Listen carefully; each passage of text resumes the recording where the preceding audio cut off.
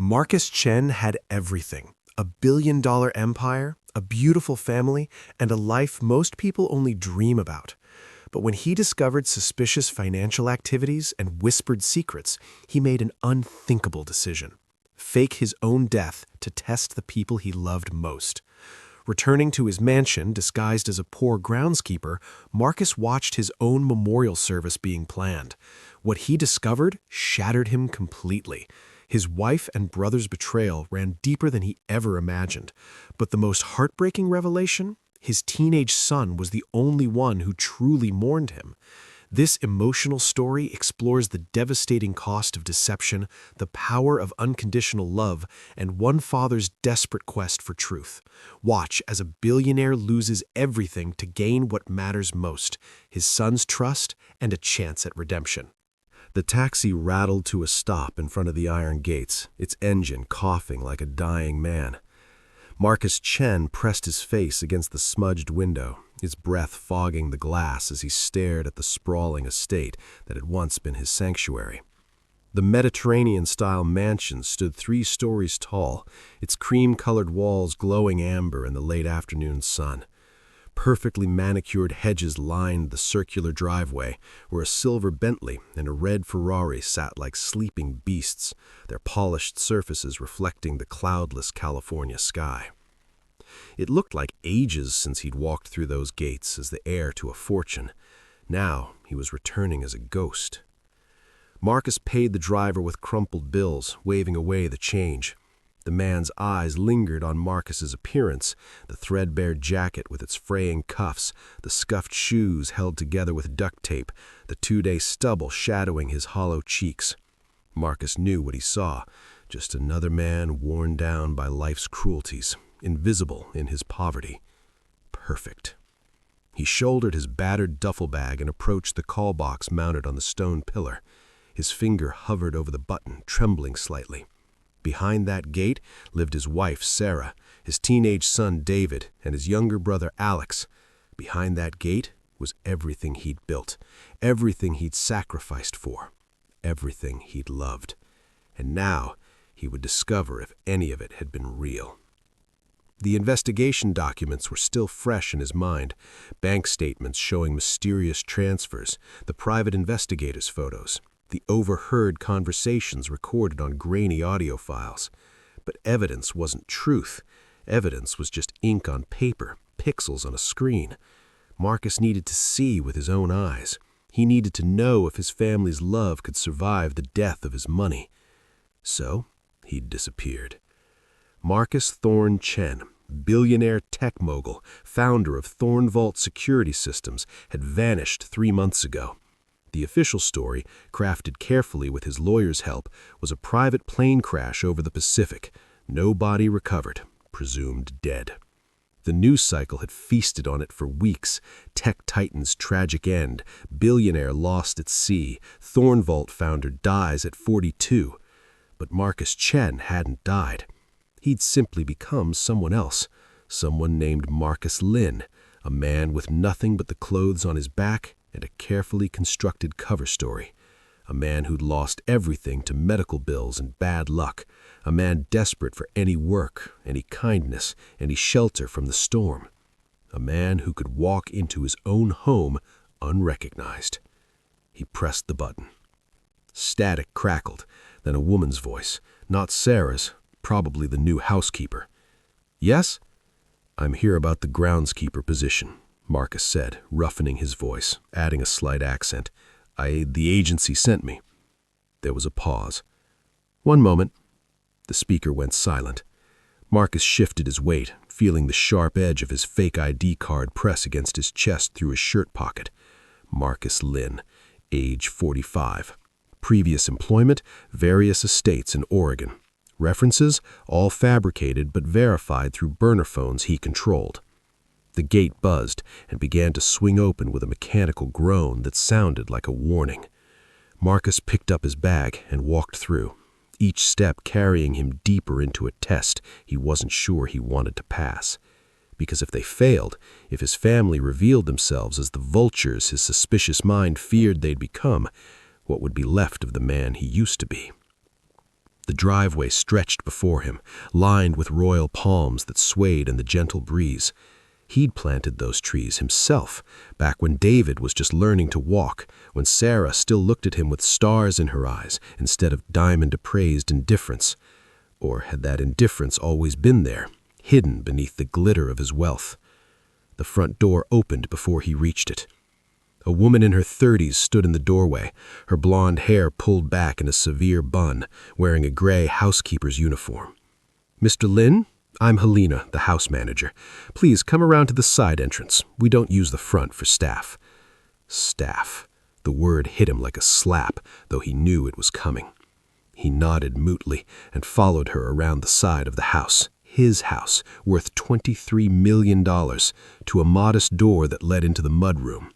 Inside, the smell of lemon polish and fresh flowers filled the air. Everything gleamed. Everything looked exactly as Marcus remembered, except somehow colder, more like a museum than a home. Helena gestured to a simple wooden chair in what used to be called the servants' waiting area, though Sarah had always insisted they didn't have servants, just household staff.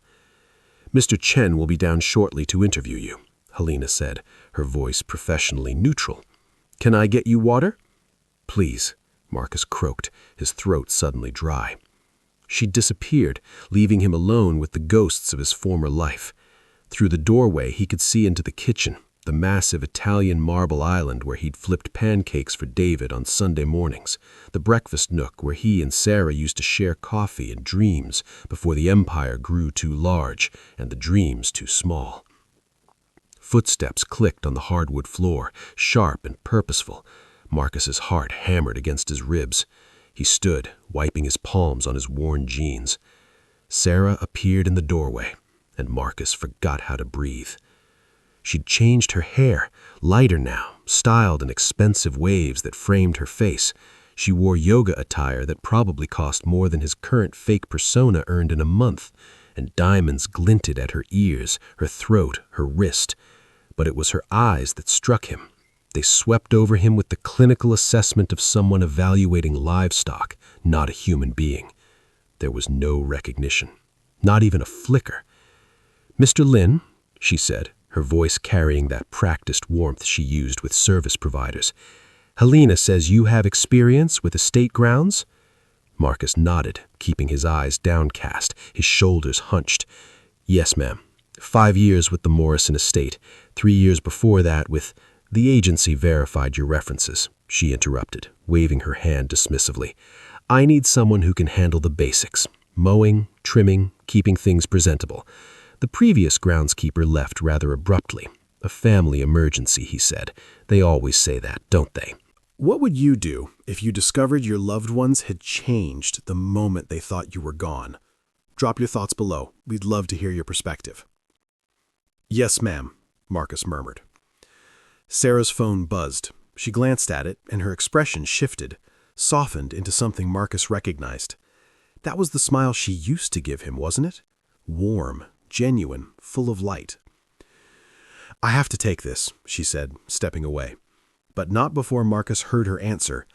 "Alex, I've been waiting for your call. Did you talk to the lawyers about the estate distribution?" His brother. Of course. Sarah's voice faded as she moved toward the living room, but fragments drifted back. "Finally settling things, so much red tape. Yes, the life insurance should clear soon. We can finally move forward." Finally move forward. 3 months since his death, and she was already planning to move forward. Marcus sat back down, his legs suddenly weak. Helena returned with water in a simple glass. Not the Waterford crystal the family drank from, but something plain, functional, appropriate for staff. He took a sip, and it tasted like ash. Sarah returned 5 minutes later, her expression unreadable as she slipped her phone into the pocket of her designer leggings. She studied Marcus again, this time with a shrewdness that made him want to look away, but he couldn't. He needed to see her, really see her, in a way he hadn't allowed himself to in years. When had she become this person? Or had she always been this way, and he'd been too blinded by love or too busy building his empire to notice? "The position pays $1,500 a week. Sarah said, her tone businesslike. "You'll work Monday through Saturday, 7 to 3. There's a small cottage behind the pool house where the previous groundskeeper stayed. It's furnished, basic but adequate. Meals can be taken in the staff kitchen. You'll report to Helena for your daily tasks." Marcus nodded slowly, processing the fact that his wife was offering him poverty wages to maintain the grounds of his own estate. $1,500 a week. He'd once spent more than that on a single dinner. "I'll need you to start immediately," Sarah continued. "We're hosting a memorial event next week for my late husband." Her voice caught slightly on the last words, and for a moment Marcus felt a flicker of hope. Was that genuine grief or just practiced performance? "I'm sorry for your loss, ma'am," he said, the words tasting bitter on his tongue. "Thank you." She touched the diamond pendant at her throat, the one he'd given her on their 10th anniversary. "It's been difficult, but life goes on, doesn't it? We have to be practical." Practical. That was the word she chose. Not devastated, not heartbroken. Practical. "The cottage is through the back," Sarah said, gesturing vaguely toward the rear of the house. "Helena will show you. You can start tomorrow morning. I assume the position is acceptable?" What choice did a man like Marcus Lin have? "Yes, ma'am. Thank you." Sarah's phone buzzed again. She glanced at it, and something in her expression shifted. A flash of irritation quickly masked. "Helena will handle the paperwork. Welcome to the household, Mr. Lin." She turned and walked away, her footsteps fading into the depths of the house that Marcus had designed, room by room with his own hands in the blueprints. The house where he'd carried Sarah over the threshold as a bride. The house where he'd paced the hallways at 3 a.m. with a colicky newborn David in his arms. The house that was supposed to be filled with love.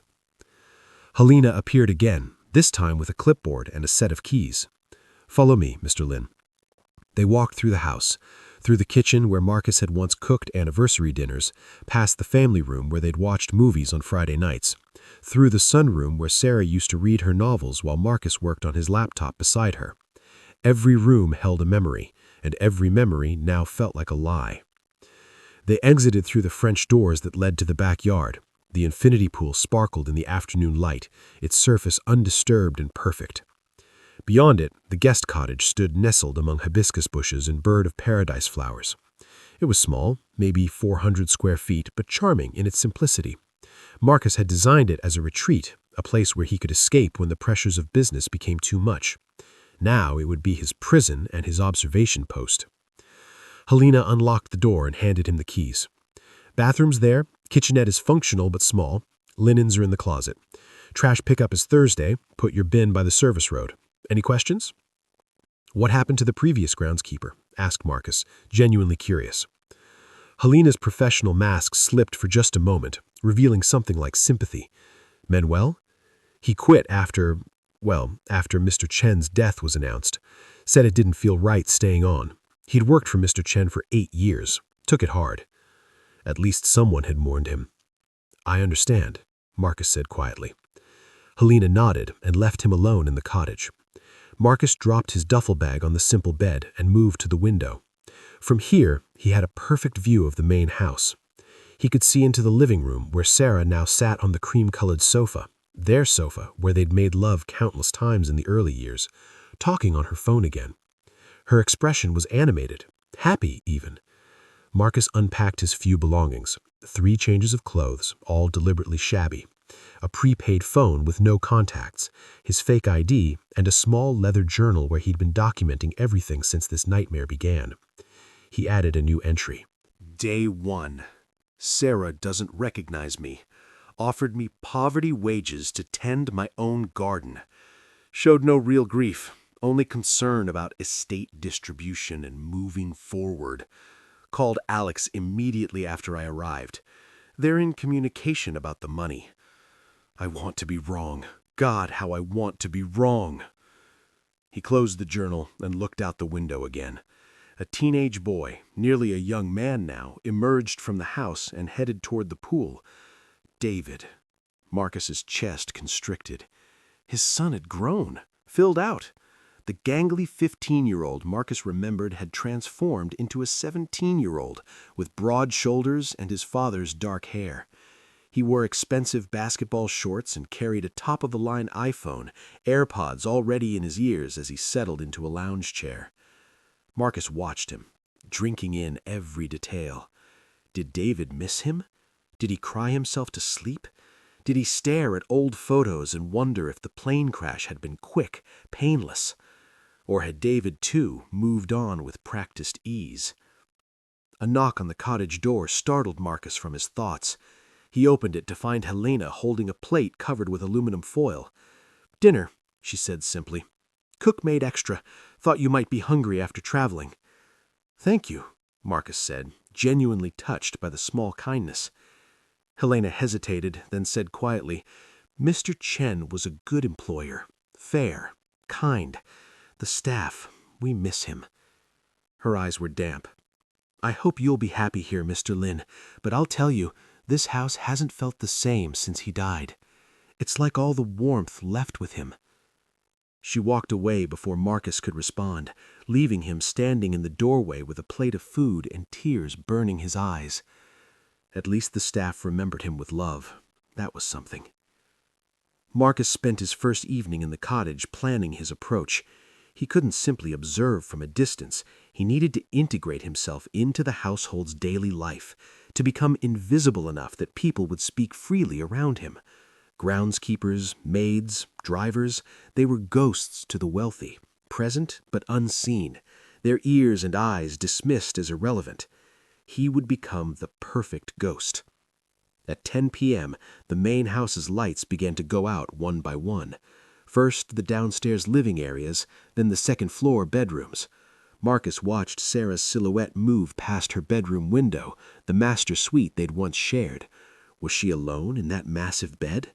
Did she sleep on her side, or had she already claimed the center, spreading out into the space his absence created? A light came on in David's room, the corner bedroom with the view of the canyon. Marcus remembered painting that room blue when David was 7, both of them covered in paint by the end, laughing until their sides hurt. Did David remember that day? Did he remember any of the good times? Marcus was about to turn away when he noticed another figure moving through the downstairs. The motion sensor lights clicked on, revealing a man in the kitchen, tall, athletic, with sandy blonde hair. He moved with the ease of someone familiar with the space, opening cabinets, pulling out a bottle of expensive scotch. Alex, his younger brother by 4 years. Marcus's jaw clenched. Alex poured himself a generous glass and stood at the kitchen island scrolling through his phone. Even from this distance, he could see the expensive watch on his wrist, the designer clothes. Alex had always liked the finer things in life, but he'd never had the drive to earn them himself. That's why Marcus had given him a position at ThorneVault, Vice President of Operations, a title with significant salary but limited real responsibility. Alex had always been jealous. Marcus had known that, accepted it even, as the natural consequence of being the successful older brother. But jealousy was a long way from what? Murder? Theft? Conspiracy? The investigation Marcus had commissioned before his disappearance had uncovered troubling patterns. Large sums transferred from company accounts to offshore holdings, meetings between Alex and Sarah that neither had mentioned, phone calls to Marcus's lawyer asking about succession plans, about what would happen to the estate if Marcus died without updating his will. This had all been happening in the 6 months before his death. As Marcus watched, Sarah appeared in the kitchen doorway. Even from this distance, he could see the smile on her face as she approached Alex. Alex set down his drink and opened his arms, and Sarah walked into them. Not a casual hug, but something longer, more intimate. Alex tilted Sarah's chin up and kissed her. Not a brotherly peck, a real kiss, deep and familiar, the kiss of lovers who'd been apart too long. The world tilted sideways. Marcus gripped the windowsill, his knuckles white, his breath coming in short gasps. He wanted to look away but couldn't. He watched as Alex and Sarah broke apart, laughing quietly about something. He watched as Alex poured Sarah a glass of wine. He watched as they sat together at the kitchen island, their heads close, talking with the ease of conspirators or soulmates, or both. How long? That was all Marcus could think. How long had this been happening? The private investigator had hinted at an affair but hadn't confirmed it. Marcus had hoped, desperately, foolishly hoped, that it was a mistake, a misunderstanding, that her wife's questionable financial moves were just poor judgment, not malice, that his brother's suspicious behavior was just, what, bad timing? But this was unmistakable. Marcus backed away from the window and sat heavily on the bed, his head in his hands. 20 years. He'd been married to Sarah for 20 years. He'd trusted Alex his entire life. And they'd been... He couldn't finish the thought. His hands were shaking. His whole body was shaking. The man who'd built a billion-dollar company from nothing, who'd negotiated with corporate sharks and venture capitalists, who'd stood firm in the face of hostile takeovers and market crashes, that man was breaking apart in a cheap cottage behind his own pool. But no, he couldn't break. Not yet. Not until he knew everything. Marcus stood and moved back to the window, forcing himself to watch. Alex and Sarah talked for another hour, occasionally laughing, occasionally looking serious. Once Sarah showed Alex something on her phone, and his face lit up with satisfaction. They clinked their glasses together to a toast. To what? Marcus wondered. To freedom? To wealth? To a future with the inconvenient husband and brother who'd stood in their way? Finally, around midnight, they stood. Sarah stretched, and Alex kissed her again, this time just a quick brush of lips, before heading toward the guest wing where he apparently now stayed.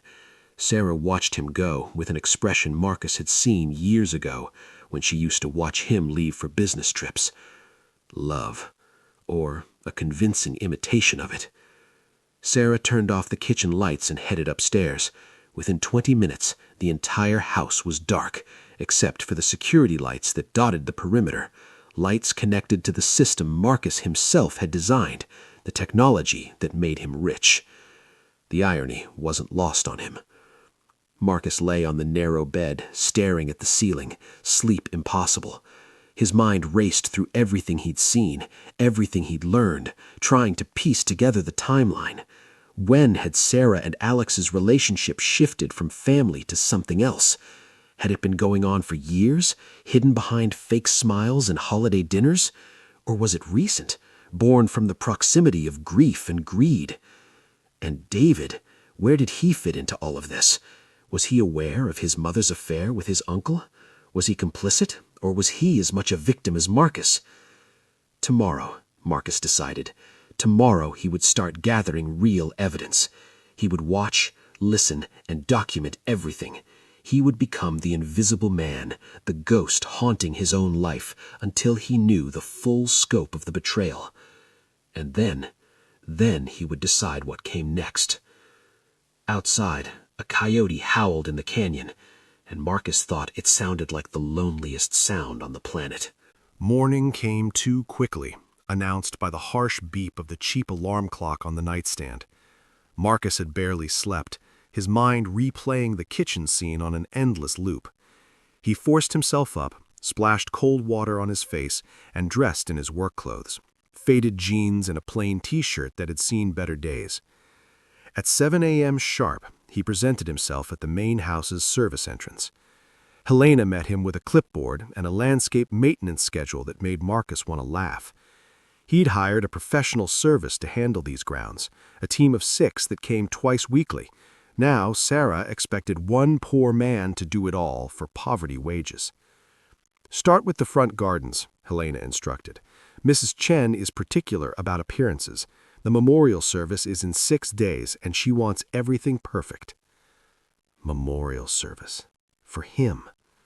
Marcus nodded and headed to the equipment shed, where he found tools that were top of the line but poorly maintained.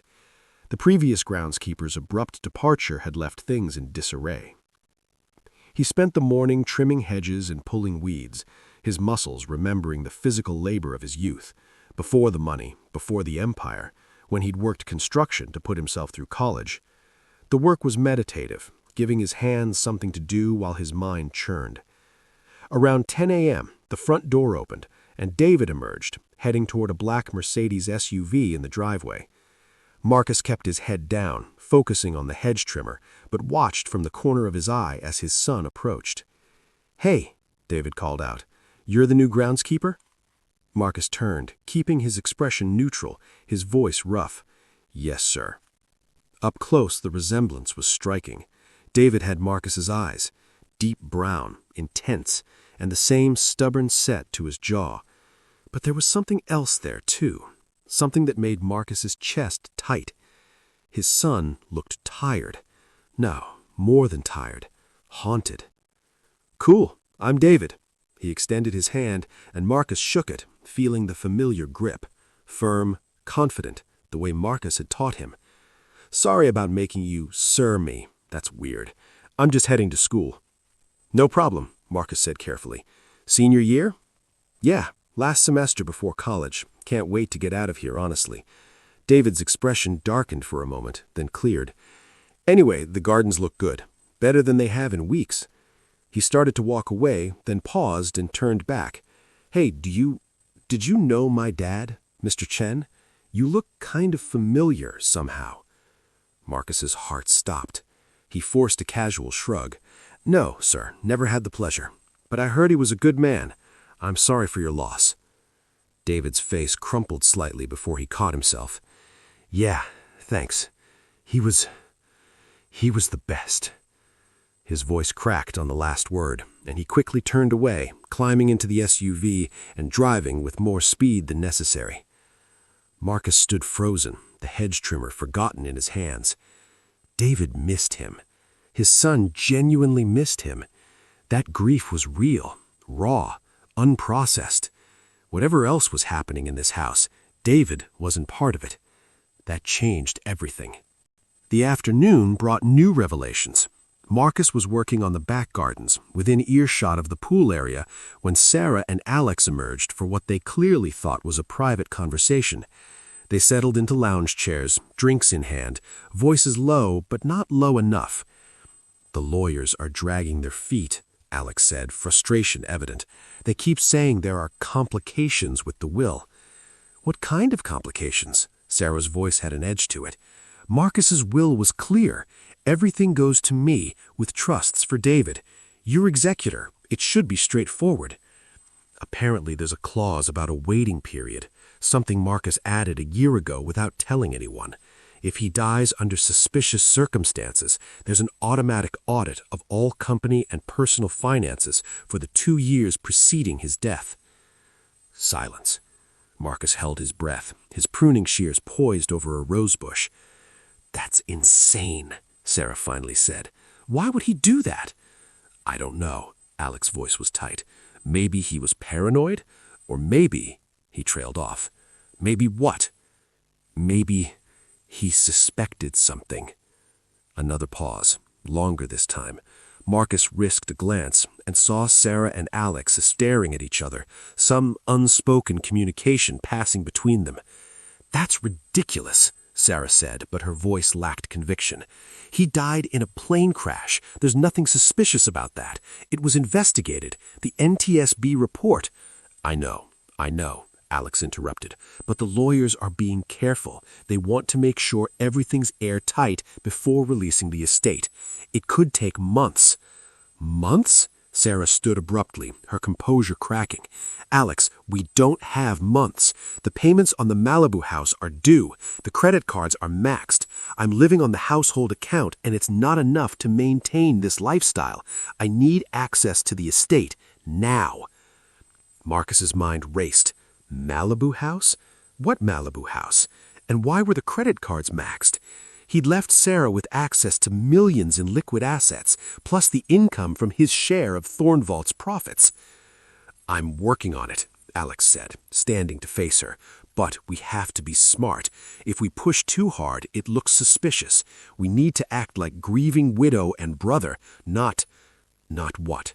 Not what we are?" Sarah's voice rose slightly before she caught herself and lowered it again. "I'm tired of pretending, Alex. I'm tired of sleeping in that bedroom, in that bed, surrounded by his things. I'm tired of playing the devastated wife when all I feel is relief." The word hit Marcus like a bullet. Relief. I know, baby, Alex said, pulling her close. Just a little longer. Once the estate clears, we can sell this mausoleum and start fresh. Maybe Europe, like we talked about. David will be off to college. We'll finally be free. They kissed again, and Marcus had to turn away, bile rising in his throat. He moved to a different section of the garden, his hands shaking so badly he had to set down his tools before he dropped them. Suspicious circumstances. A clause he'd added a year ago. Yes, he remembered now. His lawyer had recommended it after Marcus had started noticing irregularities in the company accounts. It had seemed like paranoia at the time, an overcautious measure that would never matter. Now it was the only thing standing between his family and his fortune. Marcus's phone buzzed in his pocket, the prepaid cell he carried. He pulled it out and saw a text from his lawyer, Richard Chen, no relation despite the shared surname. Need to speak urgently. Call when secure. Marcus glanced toward the pool. Sarah and Alex had retreated inside, presumably to continue their conversation in private. He moved to the far corner of the property, behind the equipment shed, where he couldn't be seen from the house, and dialed. "Marcus?" Richard answered on the first ring. "Where are you?" "On the property. What's happened?" "I've been going through the audit materials. You need to see this." Richard's voice was grim. "The financial irregularities go back 18 months, not 6 like we thought. Over $12 million has been moved out of company accounts and your personal holdings. Some of it went to offshore accounts in Alex's name. Some went to credit cards we traced back to Sarah. But that's not the worst part." Marcus's grip tightened on the phone. "Tell me." "There are communication records, emails between Sarah and Alex going back 2 years. They weren't even trying to hide it toward the end. Marcus, they were planning this. Your death. They'd been researching small plane crashes, discussing how to make it look like an accident. There's even a draft email where they discussed tampering with your plane's maintenance records." The world went silent except for the roaring in his ears. "They tried to kill me?" "I believe they would have if you hadn't staged your own death first. The plane crash you faked, it probably saved your life. They were already in motion." Pause. "There's more. Sarah took out a $10 million life insurance policy on you 8 months ago. Alex is the trustee. If your death is ruled accidental, they split everything after David's trust is set aside." Marcus leaned against the shed, his legs suddenly weak. This wasn't just adultery and greed. This was conspiracy to commit murder. His wife, the woman he'd loved for 20 years, the mother of his child, had been planning to kill him. "What about David?" Marcus asked, his voice hoarse. "Is he involved?" "No evidence of that. In fact, there are emails where Sarah specifically says David can't know and wouldn't understand. She talks about waiting until he's off to college. I think they plan to kill you and then support David through his grief while spending his inheritance." Jesus.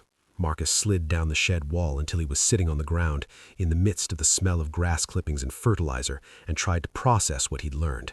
His wife and brother hadn't just betrayed him, they'd planned to murder him. Everything he'd believed about his marriage, his family, his life, had been built on lies. But David was real. His son's grief was genuine. That had to count for something. Marcus stood slowly, brushing off his jeans. He had 6 days until the memorial service, 6 days to document everything, to understand the full scope of the conspiracy, and to figure out how to emerge from this nightmare without destroying his son in the process. He picked up his pruning shears and went back to work. The roses needed trimming, and the grieving widow expected perfection for her husband's memorial. The irony would have been funny if it didn't hurt so much. Over the next 3 days, Marcus became a shadow in his own home. He worked the grounds from dawn to dusk, his ears always open, his eyes always watching. The staff, Helena, the cook Maria, the part-time housekeeper, began to warm to him, sharing gossip and observations they'd never voiced to the family. "Mrs. Chen has changed," Maria confided on the second day, handing Marcus a sandwich during his lunch break. "After Mr. Chen died, she became colder, more demanding. She fired 2 staff members for small mistakes. We all walk on eggshells now." Helena was more circumspect, but revealed that Alex had moved into the house temporarily 3 weeks after Marcus's death. To support the family, she said, though her tone suggested she didn't believe it. Marcus documented everything in his journal each night, building a timeline of betrayal. But it was David who occupied his thoughts most. His son left for school early and came home late, avoiding the house except to sleep. When he was home, he wore headphones constantly, isolating himself.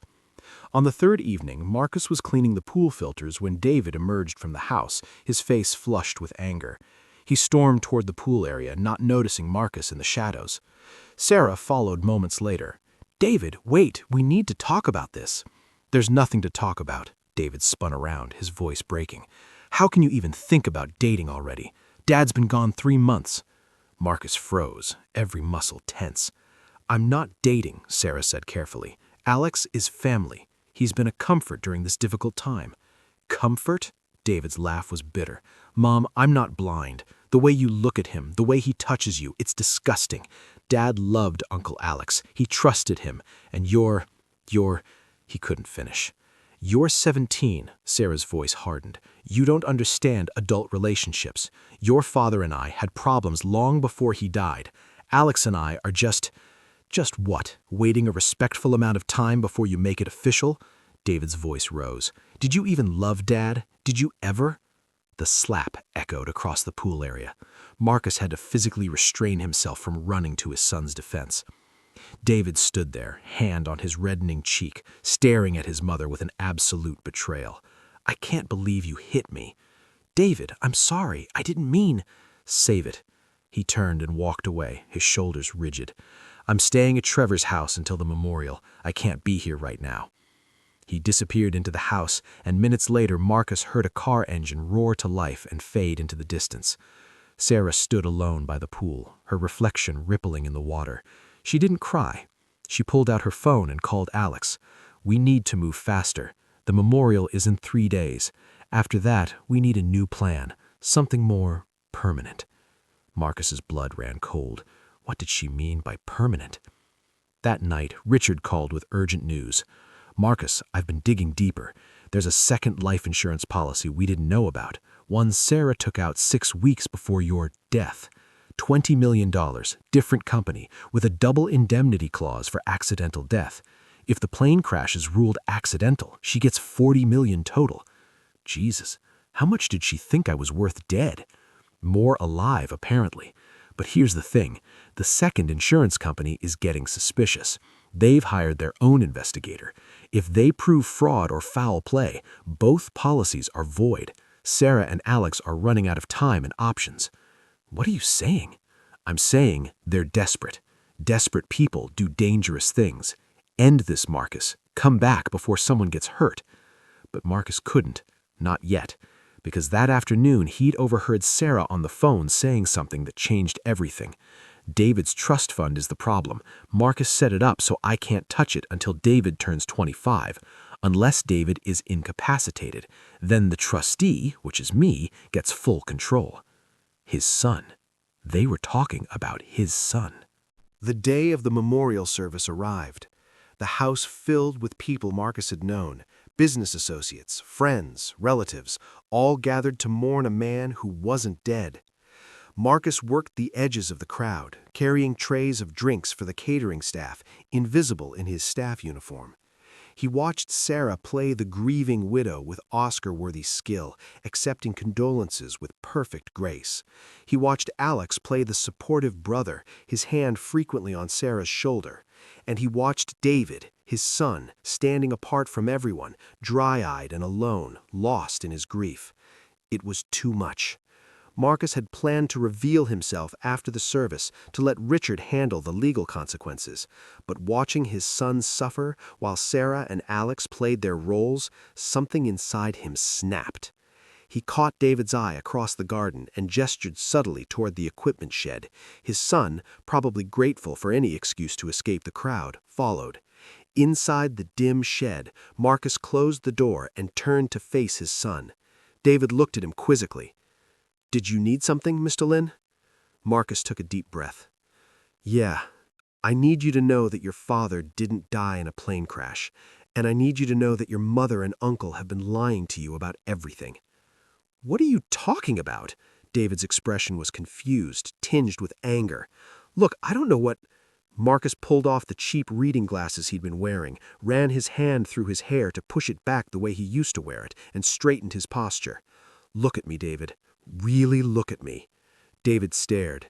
His eyes widened, his mouth opened. No, that's not... You're not... I'm sorry, son. I'm so sorry I put you through this. Dad? The word came out as a whisper, then a sob. Dad! David lunged forward, and Marcus caught him, holding his son as he broke down completely. I thought you were dead. I thought you were dead, and I'd never get to tell you... Tell me what? That I love you, that I miss you, that Mom and Uncle Alex have been acting so weird, and I didn't know what to do, and I felt so alone. Marcus held his son tighter. You're not alone. You were never alone. I'm here, and I'm going to fix this. When David finally pulled back, his face was red and tear-streaked, but lighter somehow, as if a weight had been lifted. I don't understand. Why did you fake your death? Why didn't you tell me? I suspected your mother and uncle were stealing from me. I needed to know the truth. I never imagined how deep it went, or that you weren't part of it. Part of what? Marcus told him everything, the affair, the embezzlement, the murder plot, the insurance policies. With each revelation, David's expression moved from disbelief to horror to rage. They were going to kill you? My mom was going to kill you? I think they still might try if they get desperate enough. That's why I need you to trust me. Can you do that? David nodded, his jaw set in determination. What do we do? We end this, today. But I need you to play along for just a little longer. 20 minutes later, David emerged from the shed and returned to the memorial service. Marcus watched from the doorway as his son approached Sarah and whispered something in her ear. She paled, then followed him toward the house. Marcus circled around through the service entrance where Richard was waiting as planned.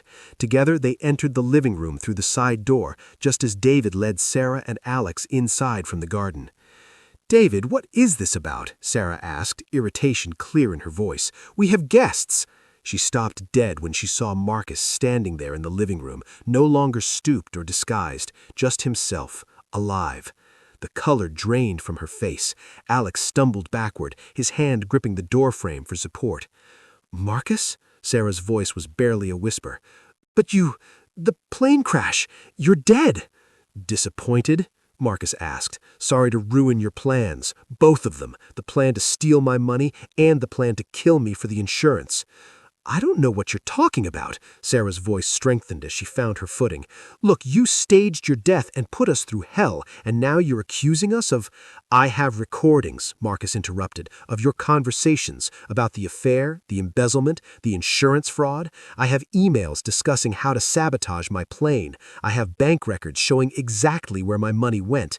And I have testimony from staff members about your behavior. It's over, Sarah. Alex moved toward the door, but Richard blocked his path. I wouldn't. The police are outside. So are representatives from both insurance companies and several members of ThorneVault's board who are very interested in talking to you about those $12 million. Sarah's mask finally cracked. You don't understand. You were never here, always working, always building your precious company. What about me? What about my needs? So you decided to kill me? Marcus's voice rose despite his effort to stay calm. You planned to murder me, steal everything I'd built, and then what, run off to Europe with my brother while my son grieved alone? David would have been fine, Sarah snapped. He's tough. He would have gotten over it. No, Mom, David's voice cut through the tension. I wouldn't have. Losing Dad was destroying me, and you didn't care. You were too busy with Uncle Alex to even notice. Sarah's expression shifted to something like regret, but it was too late. The police entered through the front door, badges visible. Sarah Chen, Alex Chen, you're under arrest for conspiracy to commit murder, insurance fraud, and embezzlement. As the officer read them their rights, Sarah looked at Marcus one last time. I did love you once, she said quietly, but money changes everything. You became your fortune, and I fell in love with someone else. No, Marcus replied. You fell in love with what you thought you could take from me. There's a difference. They led her away. Alex went silently, his face ashen. And then it was just Marcus and David, standing in the wreckage of their family. "What happens now?" David asked. Marcus put his arm around his son. Now we start over, together." 3 months later, Marcus stood in a different house, smaller, cozier, with a view of the ocean instead of a canyon. He'd sold the mansion. Too many ghosts lived in those rooms. The new place was modern but warm, with space for 2, and a home office where Marcus was rebuilding ThorneVault with a new management team. David had decided to defer college for a year, wanting to stay close while they both healed. They'd started therapy together, working through the trauma, learning to trust again. The legal proceedings were ongoing. Sarah and Alex faced multiple charges. Their trial wouldn't begin for months. But Marcus had already begun to make peace with what had happened. Some betrayals were so complete they became almost abstract, like reading about someone else's tragedy. The doorbell rang. Marcus answered to find Helena holding a casserole dish. "I heard you two were still eating takeout every night," she said with a smile. "Thought you could use a home-cooked meal." Marcus had hired her as his new house manager. Her loyalty during the investigation had been invaluable, and he trusted her completely now. David emerged from his room, headphones around his neck, music playing but not isolating, a small but significant change. "Is that Maria's enchiladas?" he asked. "She might have helped," Helena admitted.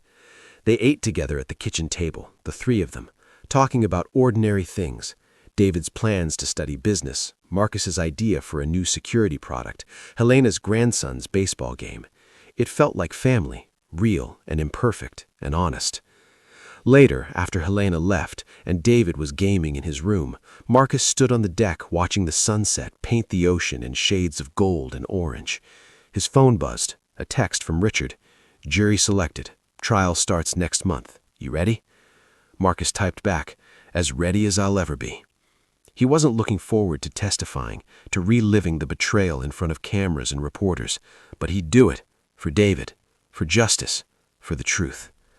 A door opened behind him, and David joined him on the deck, 2 bottles of root beer in hand, their old tradition from years ago, before everything went wrong.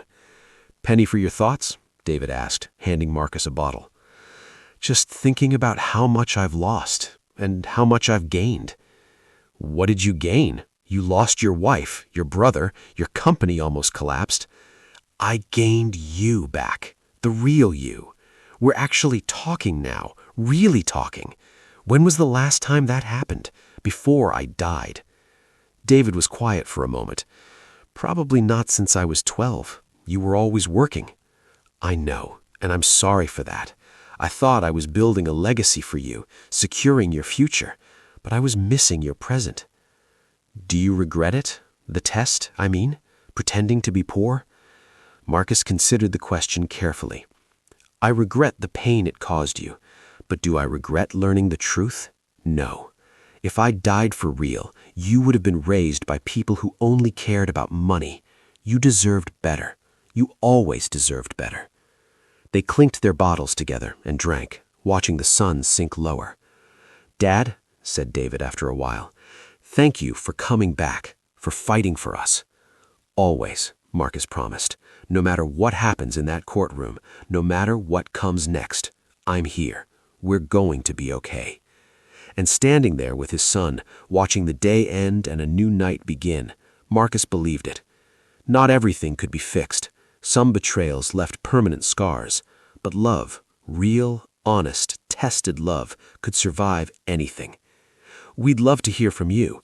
How do you rebuild trust after betrayal? What does family mean to you? Please hit the subscribe and drop your thoughts in the comments below. Your story might help someone else who's going through something similar. Marcus had entered his old home as a poor man to test his family's love. He'd discovered their greed, their betrayal, their darkest intentions.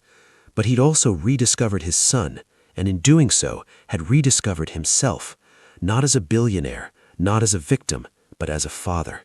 And that, he realized, was worth more than any fortune. The test had broken him, but sometimes things have to break before they can be rebuilt stronger. And Marcus Chen was nothing if not a builder.